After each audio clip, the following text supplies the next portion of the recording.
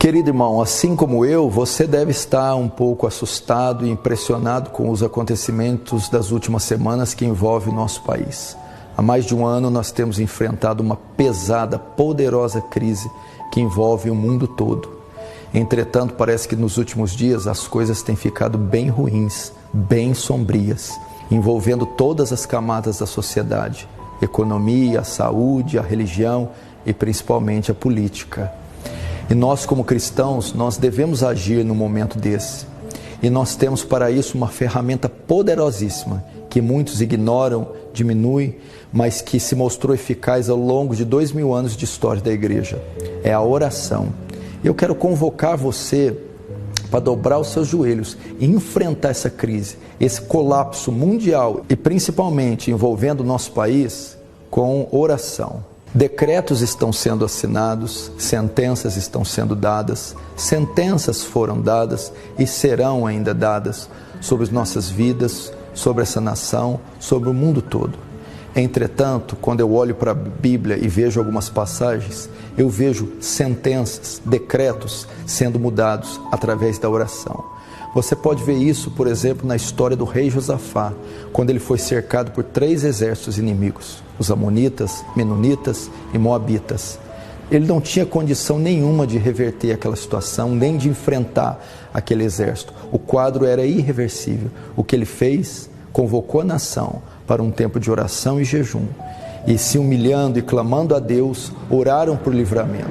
E você sabe o final da história: Deus efetuou um grande livramento em resposta à oração do rei Josafá. O mesmo pode ser visto também quando Deus ia destruir Sodoma e Gomorra, e Ló, sobrinho de Abraão, se encontrava habitando naquela cidade. O que Abraão faz? Roga a Deus e diz: destruiria tu o justo com o ímpio?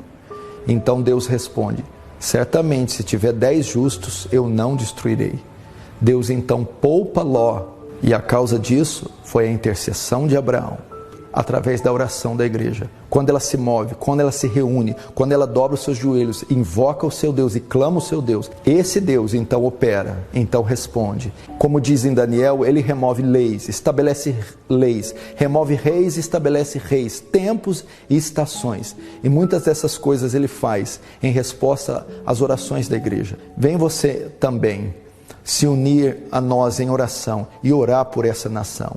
Orar para Deus ter misericórdia e compaixão dela. Orar para que Deus estenda a sua mão e poupe a nação. Orar para que Deus ilumine os governantes. Orar para que Deus refreie a corrupção. Orar para que Deus traga solução para essa crise e ilumine a mente e o coração dos cientistas e dos profissionais responsáveis para trazer a nós a solução. Orar, irmãos, para a igreja ser purificada, avivada. Orar para que os santos não se percam e sejam sustentados nesses dias. Orar para que hajam conversões e que multidões de pessoas venham a Cristo, se arrependam dos seus pecados e reconheçam Jesus como o único Senhor e Salvador. Entretanto, apenas reunir para jejuar e orar não é suficiente, pois isso não se mostrou eficaz em um período da história de Israel.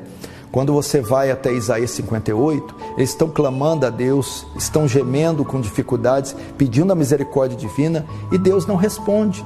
E o texto diz: por que oramos nós e tu não responde? Por que afligimos a nossa carne e o Senhor não atenta?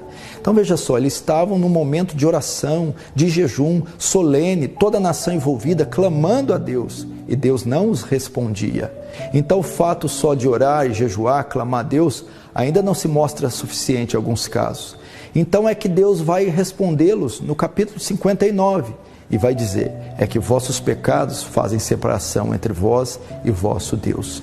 Nós não devemos somente orar e jejuar pedindo alívio da crise, pedindo livramento, mas nós também devemos separar esse momento para confessar nossos pecados. Nós também temos pecado e é necessário que nós também nos reunamos, não só para buscar o livramento, mas para nos arrepender, para confessar nossos pecados, para te pedir a misericórdia de Deus por alguns dos nossos atos, porque também temos pecado contra Deus.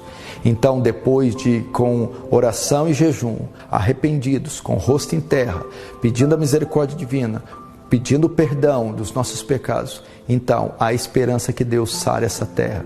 Como diz 2 Crônicas 7,14, se meu povo que se chama pelo meu nome, orar, buscar minha face, se arrepender dos seus maus caminhos, então eu ouvirei do céu, perdoarei seus pecados e sararei a sua terra.